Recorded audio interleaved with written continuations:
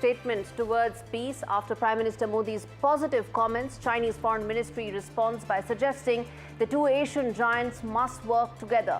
China has been identified by the US as its biggest threat. Could this explain the change course? We read the tea leaves for you.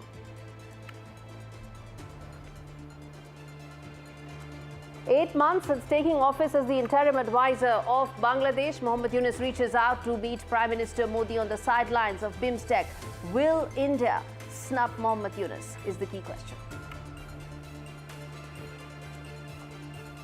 Despite India's efforts to reach out to all stakeholders, President Trump pressed ahead on 2nd of April tariff threat, dampening prospects of any concessions. Agriculture and farmer products could be most impacted.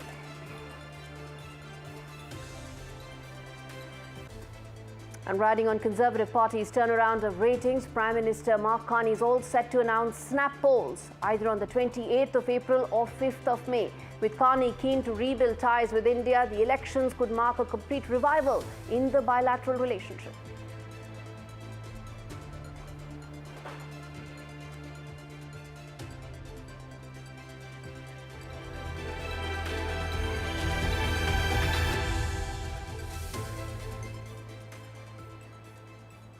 Big story on India Ascents this week. Well, viewers, it's been 2 months since President Trump took office, and as things stand, the two wars that he promised to end in 24 hours are still waging. Almost daily, President Trump has said that had he been the president, these wars, particularly the Russia-Ukraine war, would not even have started. But his poll promise that he would be able to stop them in a day have all but fallen flat. And both these wars are stuck at the same juncture, struggling with the same factors, which brings me to ask that are these promises now in great peril? Take the war in Middle East. The first phase of ceasefire that was brokered by America was, well, simpler to put into action where the previous administration convicts in exchange for the hostages that were kidnapped by Hamas since October 2023. And at the end, well, because it did not require both sides to give up anything. But it's the second phase that requires both sides to give up to be able to move towards peace, which is why negotiations are tougher. A phase 3 of this ceasefire looks almost distant at this stage, given that both parties are adamant on not giving up any control of Gaza. What happens to the 59 hostages that are still with Hamas is a key question. Trump and his team may talk about a post-war Gaza, but that scenario looks so distant that one can't even talk about it. Listen in first to the Israeli envoy who spoke to NDTV 48 hours back. They see a future of Gaza without Hamas. This is what has to happen. How it's going to happen, how long it's going to take, this is something that is completely up to Hamas. They can finish this by releasing the hostages that illegally took in a brutal way. They can finish this by relinquishing power in the Gaza Strip today. Okay. If they refuse, this can take a very long time. Okay, now let's look at the Russia-Ukraine war. Trump administration and the president himself has put in a lot of political capital in ending this war. But what's on the table is a very limited ceasefire with just a halt on attacks on energy infrastructure. And that has also become now part of the deal which suits America. Listen in to what the White House spokesperson said on this. We come back and then tell you exactly how it's stuck in exactly the same way like the Israel war. President Trump also discussed Ukraine's electrical supply and nuclear power plants. He said that the United States could be very helpful in running those plants with its electricity and utility expertise. American ownership of those plants would be the best protection for that infrastructure and support for Ukrainian energy infrastructure. Now we have moved beyond the economic minerals deal. We are at a place of peace. We're at a partial ceasefire, and we're moving towards a full ceasefire and a long-standing peace in this conflict. And that's great news for the American public. Now, the fact that hostilities will be reduced is a positive outcome, but will this lead to a larger and long-term peace settlement is uncertain, because just like Gaza, phase 1 is palatable to both sides, but the negotiations will now get tricky beyond here. Russia wants to only speak to the US. The tweets by Dmitry Medvedev, the man who probably best represents Russian view, is very clear. The Russian readout also mentions the word bilateral, referring to US and Russia. There's no Ukraine anywhere in the picture for Russians. But that's just part of the problem. The real problem is the prospect of making both sides give up some concessions and make some concessions for peace. For Russia, it will mean give up the idea that they can make Ukraine a vassal state, take as much territory as possible before they stop hostilities. For Ukraine, it will mean give up all US and NATO weapons and intelligence, both of which will mean it will not be able to fight this war anymore. Both Russia and Israel made it look like there were possible peace deals on the table for Trump administration to enact in record time. But reality of governance is such that what's really on the table are brief windows of peace.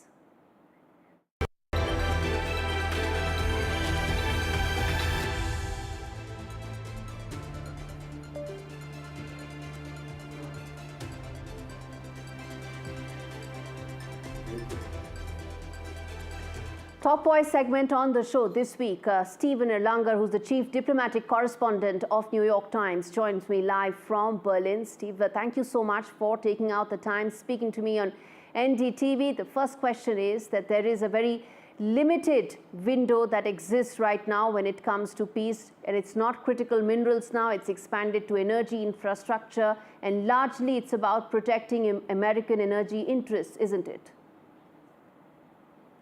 Well, to be honest, it's a little bizarre because Ukraine's nuclear power plants are owned by the state.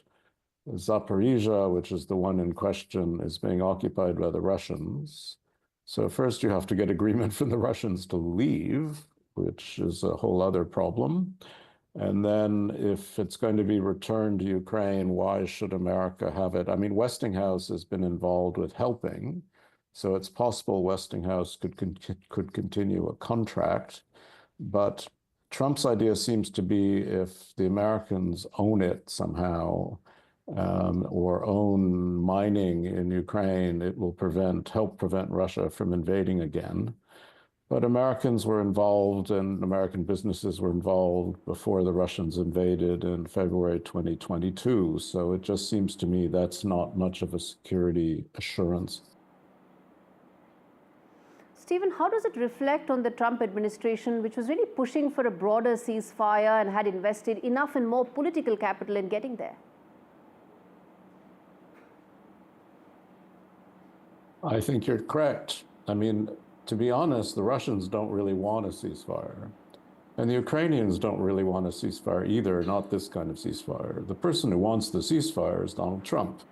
And, you know, he's bent the Ukrainians to his will by, for a period of time, denying them crucial intelligence and targeting information. As Keith Kellogg said, hitting them over the head with a 2x4 like a mule.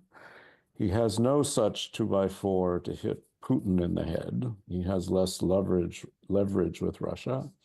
And I don't think Putin will, you know, easily go along. I mean, Putin wants to delay all this. He certainly wants to delay any serious negotiations until Russia takes back all the territory of Kursk, of Russia itself, that Ukraine now occupies. Now, it's almost done, but it is not yet done. And I think Putin will never go into serious negotiations until Russia has restored sovereignty over its own territory. Okay.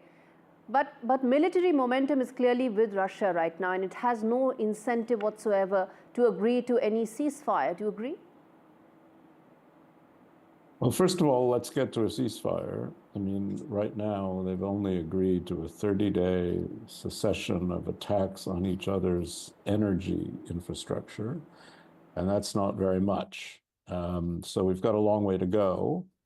If we're going to get a serious settlement, it'll be very complicated. If we're simply going to have a frozen conflict, the way we have, let's say, in Cyprus or North Korea, South Korea, that's a different argument. But at least the Trump people are on the record as saying they want a settlement with Ukraine that preserves Ukraine as a sovereign nation and provides it security guarantees. Now, that's their public position.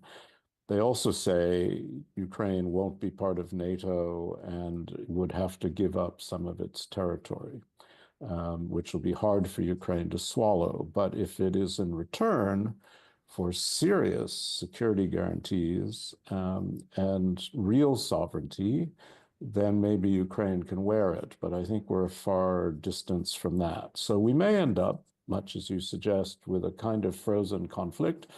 You know, Russia has the upper hand, but frankly, it has gained so little territory in the last 18 months, and it's done so at the cost of so many thousands of its own soldiers and North Korean soldiers dying.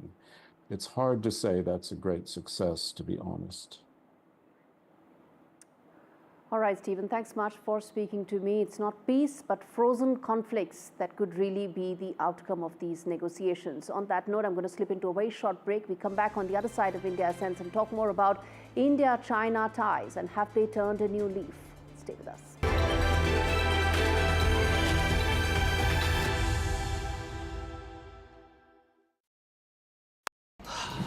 Salute है जी, आप देश की रक्षा में जान लगा देते हैं और आप घर घर में तार लगाते हैं जी। ई बीम टेक्नोलॉजी से बनी, न जले न पिघले, सबकी रक्षा करे।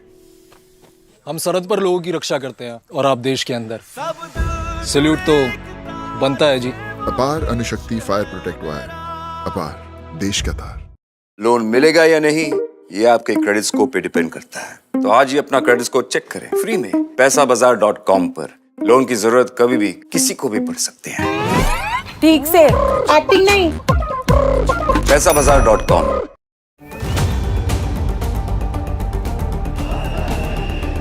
2 months in Oval Office, Trump's peace promises in peril. Can Badr Khan Suri's Hamas links be Trump's yardstick to deport all Indian students? As bilateral ties improve, what's the roadmap for India-China relationship? And after 22 years in power, why Erdogan is facing massive protests? All this and more only on India Sense with me, Gaurie Dwivedi, at these timings on the NDTV network. Loan मिलेगा या नहीं, ये आपके credit score पे depend करता है। तो आज ही पैसाबाजार.com पर जाइए और अपना क्रेडिट स्कोर चेक कीजिए फ्री में, क्योंकि लोन की जरूरत कभी भी किसी को भी पड़ सकती है। बस एक्टिंग करा लो इनसे। पैसाबाजार.com, क्रेडिट स्कोर चेक, आदत अच्छी है। In today's interconnected world, India's voice is more crucial than ever. When India speaks, the world listens. At NDTV World, we are that voice, bringing you intelligent and insightful news from India and beyond. From geopolitics and diplomacy to economic shifts, migrations, tech disruptions, and the stories of our diaspora. We cover the news that shapes our global future. NDTV World, your new home for global news is here.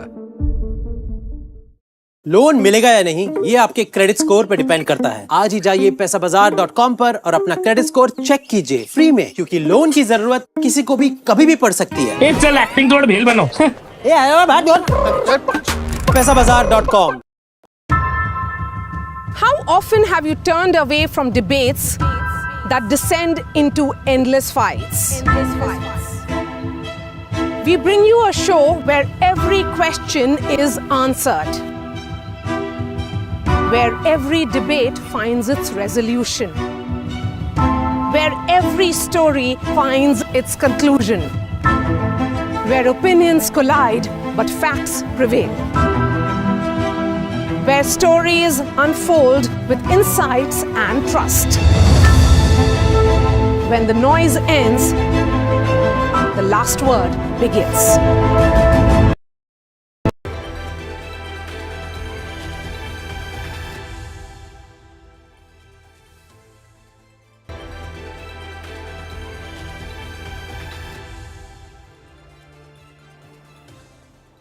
Is there a new wind blowing between India and China? Within 2 months of Trump administration, there are now platitudes on both sides.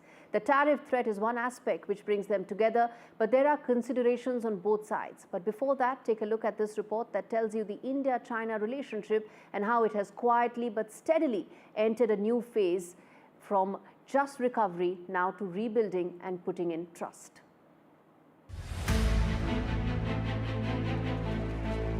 In a world where geopolitical dynamics are in constant flux, two of the world's largest and most powerful economies in Asia, India and China, are redefining the contours of their relationship. Since agreeing to disengage and thaw tensions at the Ladakh border last October, both New Delhi and Beijing have emphasized on the need for closer bilateral ties amidst growing threats, especially the threat of American tariffs.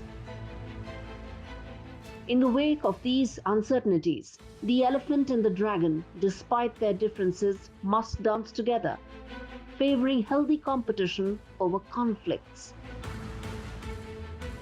Bharat और चीन का संबंध ये कोई आज का नहीं है।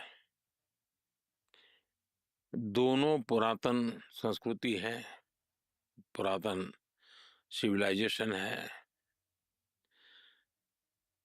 और मॉडर्न वर्ल्ड में भी अपनी उनकी भूमिका है। डिफरेंसेस तो होते हैं, दो पड़ोसी देश होते हैं तो कुछ न कुछ तो होता है। ऑकेजनल डिसएग्रीमेंट भी बहुत स्वाभाविक है, कोई ऐसा तो हर चीज नहीं होता, एक परिवार में भी रहता है।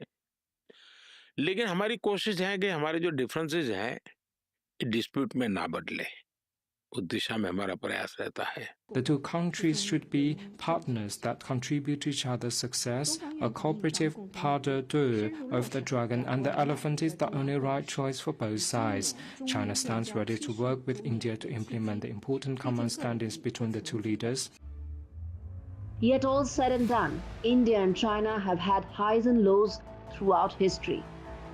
Despite Prime Minister Modi's positive comments on China this week, it isn't necessarily reconciliation.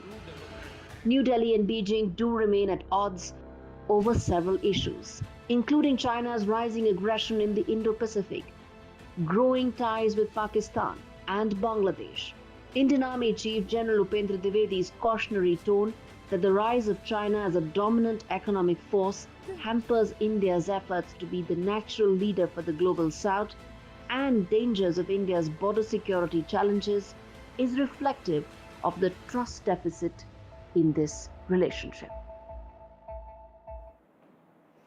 While diplomacy gives hope for stability, the ground reality may have a different answer to a very complex relationship of India and China. But a Trump administration that's unhinged is giving reason for both New Delhi and Beijing to move forward. On the Chinese side, there's apprehension since the Trump administration has named China as their biggest long-term threat. And could the Quad summit later this year to be held in Delhi prove to be that major turning point in Trump's policy towards Indo-Pacific? Reading the tea leaves is always a tricky matter, more so in the case of India-China relationship.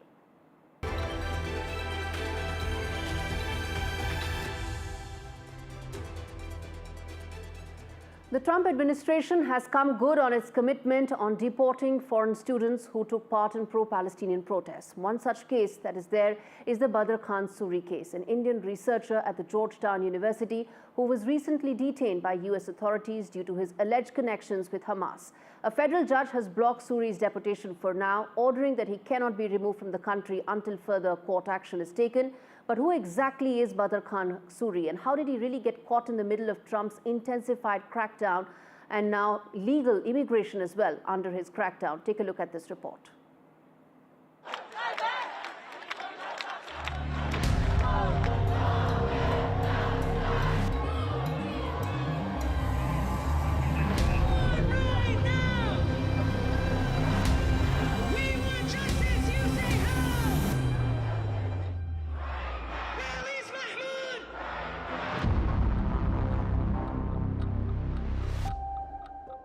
The Trump administration has started taking decisive action against pro-Palestinian activists, especially non-citizens it deems sympathetic to Hamas.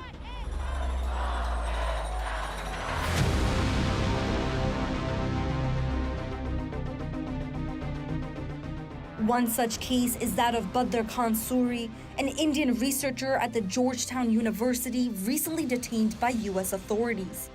The US government has cited his alleged close connections to a Hamas official as justification for revoking the visa, adding that he was actively spreading Hamas propaganda.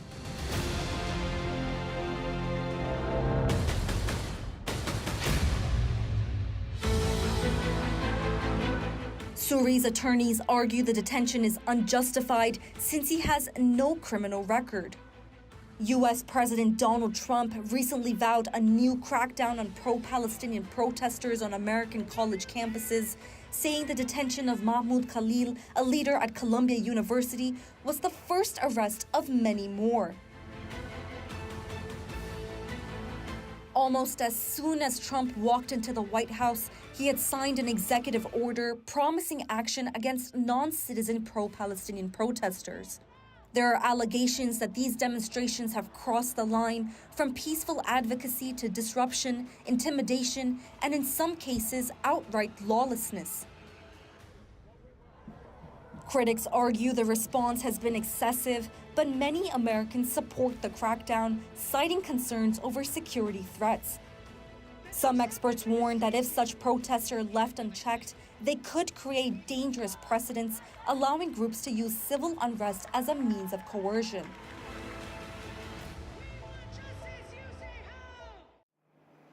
Now, Trump's policies are drawing sharp lines between freedom of speech and the rule of law and placing foreign students under intense scrutiny.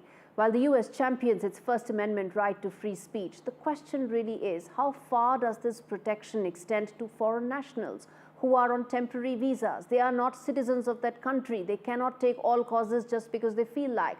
Though the US welcomes immigrants and migrants, they are still required to comply with the law, raising critical questions about the balance between personal freedoms and legal obligations.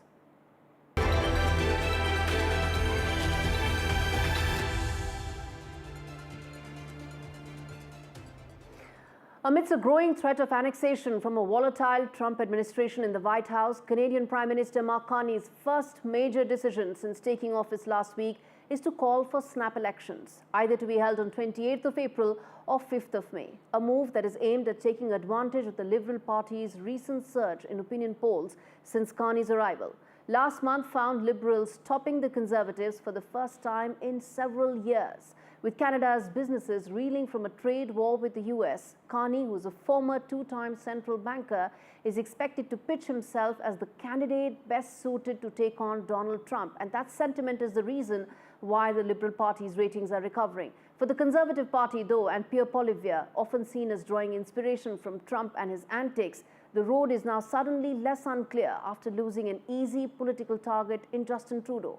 For India, this is a very important election, viewers. New Delhi will want to see how the primary parties will approach the security issue related to the Khalistanis and whether the extremist, that is Jagmeet Singh's party, has any political relevance whatsoever in these upcoming elections.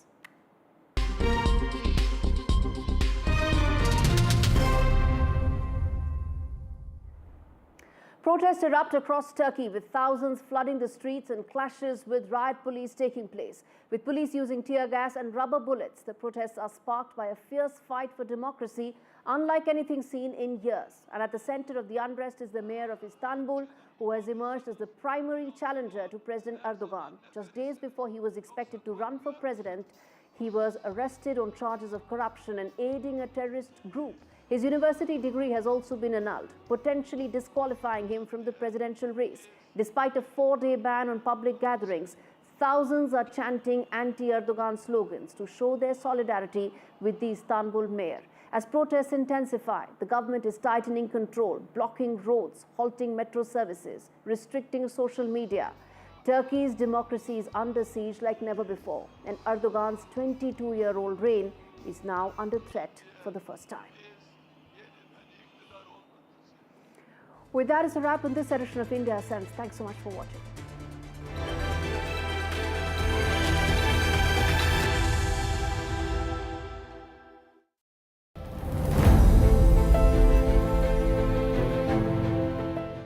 one of your primary concerns and one of your primary responsibilities is to deal with the threat of terror. And at the moment, we see a great deal of that out of Yemen. We see attacks on shipping taking place, and we see the United States being very much on the offensive. Is that a prelude for something larger, perhaps even a ground offensive going forward? I mean, you look at President Trump's leadership going back through his first term as president, he has been and remains very committed to combating and defeating the threat of Islamist terrorism that not only affects the United States, the American people, our own safety and security, but it is affecting so many people in different parts of the world. We can see different terrorist groups, the Houthis in Yemen being one of them, that President Trump has redesignated after President Biden took them off of the terrorist list, redesignated them appropriately as a terrorist organization, and taking action where the previous administration failed to. Right. The Houthis have been disrupting maritime trade and passage for a very long time, and no serious effort has been taken to stop that disruption. Our country and other countries should not be in a position to have to make a decision to reroute commerce going through that area simply because of the Houthi threat that exists. So President Trump has taken decisive action for our own safety, security, and prosperity. And I know we'll look to other affected countries, as there are many who are impacted by this, to similarly take action.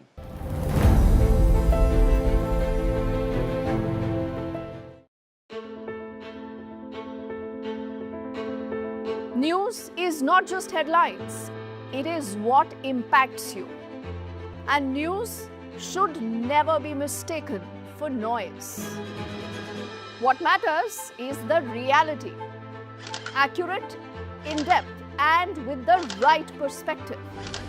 For over 20 years, I have been a journalist, and never has clarity mattered more than now. At Newsnight, we go beyond the surface. We dissect the details, challenge the narratives, and bring you the unparalleled clarity you deserve in a world clouded by misinformation. We are bold, we are direct. Newsnight, for the news in your interest. Only on NDTV 24/7. I've been reporting on all issues, big and small, from Andhra Pradesh, Telangana, rest of South India, bringing you all the action, all that you need to know, all that you want to know. The energy of Maximum City is infectious. I bring in that energy in our news coverage from financial capital Mumbai. Covering from the southernmost part of India over the last 23 years, I bring in-depth and 360-degree coverage from the Dravidian heartland. The land of Mishti is also known for its bitter politics. I have seen much water flow under the Howrah Bridge, covering Bengal in all its vivid colors.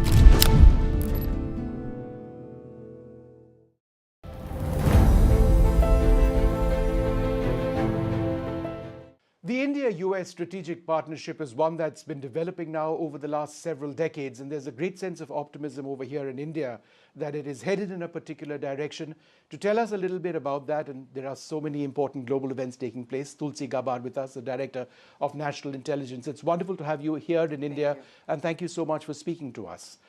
In terms of the strategic relationship and the intelligence arrangements between India and the United States, to what extent is it premised on perhaps an expansionist or an expanding China and the Asia-Pacific region? You know, the ties between our two countries, the United States and India, go very, very far back. And so what we're continuing to see is a strengthening of that partnership and recognizing that the mutual interests of both of our countries are central.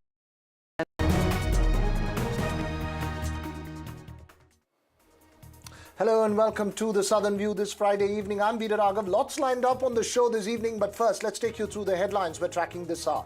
18 BJP MLAs suspended in Karnataka Assembly after they tear copies of the bill on reservation for minorities and throw it on the speaker. The protests also on honey trapping allegations that's rocking the state. BJP asks for a CBI probe or a sitting judge of the High Court to probe the honey trapping allegations. Home Minister Amit Shah hits out at MK Stalin on the eve of the big delimitation meeting in Chennai. Says the DMK is spreading poison in the name of language.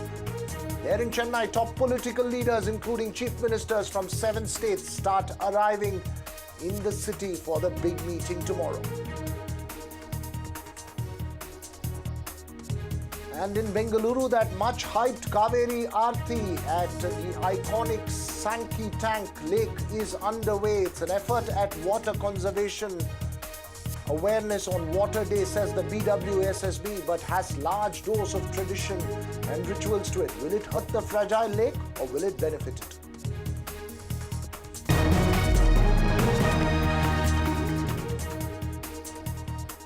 Well, first up this evening, a sharp political exchange continued in Karnataka over those honey trapping allegations made yesterday by State Cabinet Minister for Cooperation K.N. Rajanna.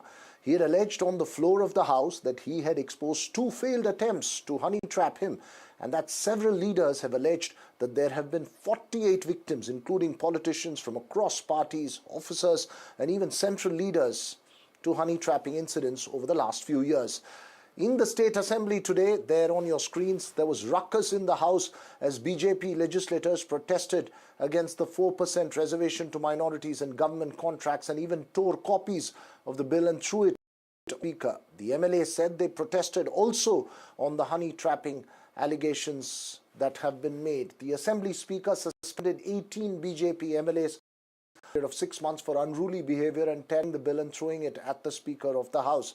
The BJP has demanded that the honey trapping allegations be probed either by the CBI sitting judge of the Karnataka High Court. The state government has ordered a probe on the matter. Our main intention was that the financial bill should be passed. That was very clear. So rest things are secondary. See, I have done my duty, passing the finance bill. Yeah. We'll see what happens later. Nothing to worry. Why to break our head on that? Time is, we'll see forward. But our work is done. We have to pass it, nothing else. ಇದರಲ್ಲಿ ಯಾರನ್ನು ರಕ್ಷಣೆ ಮಾಡ್ತಕ್ಕಂಥ ಪ್ರಶ್ನೆ ಆಗಲಿ ಅಥವಾ ಯಾರದಾರು ಹಕ್ಕುಚ್ಯುತಿ ಮಾಡ್ತಕ್ಕಂಥದ್ದಾಗಲಿ ಯಾರಿಗೂ ರಕ್ಷಣೆ ಕೊಡದೇ ಇರ್ತಕ್ಕಂಥದ್ದಾಗಲಿ ಆ ಕಡೆ MLAಗಳಿರ್ಬೋದು ಈ ಕಡೆ MLAಗಳಿರ್ಬೋದು JDSನವರು ಇರ್ಬೋದು ಇಂಡಿಪೆಂಡೆನ್ಸ್ ಇರ್ಬೋದು ಯಾರಿಗೂ ರಕ್ಷಣೆ ಕೊಡಬೇಕಾಗಿರ್ತಕ್ಕಂಥದ್ದು ಸರ್ಕಾರದ ಜವಾಬ್ದಾರಿ. ಅಷ್ಟೇ ಅಲ್ಲ, ನಾಗರಿಕರಿಗೂ ರಕ್ಷಣೆ ಕೊಡಬೇಕು. ಯಾರೇ ಕಾನೂನನ್ನ ಉಲ್ಲಂಘನೆ ಮಾಡಿದ್ರು ಕೂಡ ಅವರಿಗೆ ಶಿಕ್ಷೆ ಆಗಲೇಬೇಕು, ಕಾನೂನು ರೀತಿಯ ಕ್ರಮ ಆಗಲೇಬೇಕು. The issue of honey trap was raised by none other than a senior Congress MLA and a minister in the cabinet, Cooperative Minister Rajanna. Later in the evening, Home Minister Parameshwar has said he has not received any information officially. Parameshwar said no officials from the department has given any information regarding the honey trap officially. This means the Congress government is trying to cover up the issue. Political reactions there, multiple issues, but the focus this evening on the show is those honey trapping allegations. Is this the ugly truth of Karnataka politics, perhaps politics elsewhere as well? Joining me this evening, Surabhi Hodigare of the BJP, pro-Congress analyst Syed Asad Abbas, and senior journalist B.S. Arun, who's tracked Karnataka for many, many years. Thanks to all three of you for joining us. Surabhi Hodigare, this is not about this party or that party. Is honey trapping the murky, ugly, darker side of real-life politics in Karnataka? Unfortunately, it is. It's very sad that I have to come here and say this today. It's very sad that this is part of public discourse. You won't believe it, Veeraghavan. I was discussing this with some well-meaning, young, educated citizens just yesterday, and they said, but isn't this the nature of politics? I said, no, this is an ugly nature of politics.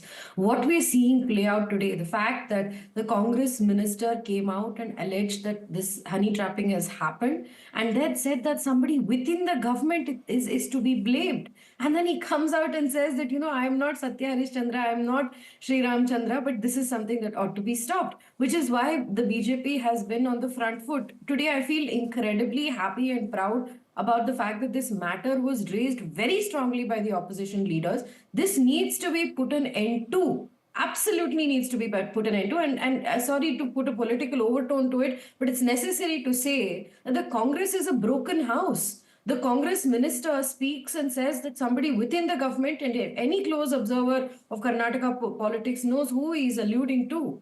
That is, they are the producer of this sort of a CD factory or a pen drive factory. What is this public discourse that we have gotten into? It feels, I feel so much weight on me today, being a woman, having to come here and talk about this issue as a national or a state issue.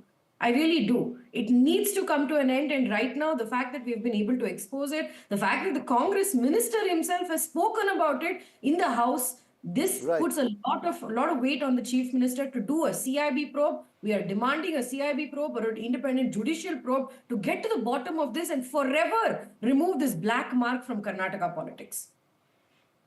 Syed Asad Abbas, the points made by Surbhi Hodigare, I'm sure are recognized by the Congress as well. But the fact that a sitting minister in the cabinet has made these allegations at a place no less than the floor of the House, does that come as a big embarrassment? Veera Saab, it's very seldom that I agree with my dear friend Surbhi ji, and I absolutely agree with her on the points that she's made. I believe that with great power, there is great responsibility and equal accountability. It was an absolute pleasure and joy to me when I was on the panel with the former police officer, Mr. Sanjay Sahai, who's also an IPS officer. I was on a show yesterday with Sanjay Sahai and Maria Shakil ji, where he made a very important point. The fact of the matter, be it the Congress, JDS or the BJP MLAs, they need to understand that they cannot be trappable. The fact of the light is they come out and claim to be victims. They need to understand that they've been trapped. How?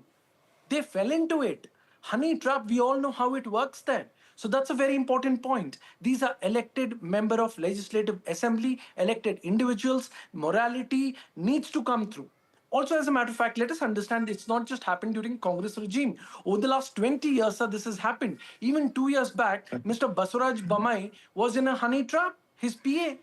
Not just that, Ramesh Jarkiholi, brother of Satish Jarkiholi, but Ramesh Jarkiholi happens to be in BJP. He was also honey trapped. How can we forget the JDS Prajwal Revanna case? Unfortunately, this has been happening. And not just in Congress regime, but even in the case of H.D. Kumaraswamy or even Basuraj Bommai. And yes, I completely agree on the front. This must be dealt with iron hands. Therefore, the Home Minister, Mr. Parmeshwar, has ordered for an inquiry. The first thing D.K. Shivkumarji said that there needs to be a formal complaint. It's good that Rajannaji brought this point. But look at the 18 MLAs, how they behaved. They tore out the bill and threw it on the face of the speaker. Is this the culture of the Bharatiya Janata Party? Is this what you do? The fact is, you are an elected representative to behave this way. You can protest, but throwing the papers on the face of the speaker, we can see the video. People like us have voted for these MLAs. And is this what they do in the assembly? No, Syed, I'll come to that. I will come to that. I will take that issue. I will take that issue. But I want to focus on what is perhaps a very murky, important issue to be addressed. Both of you have raised it.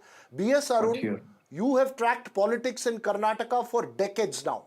As a senior journalist, is this the dirty reality of politics here? Because this is not the first time, as rightly pointed out, irrespective of party. One is about the conduct of MLAs. I can't hear.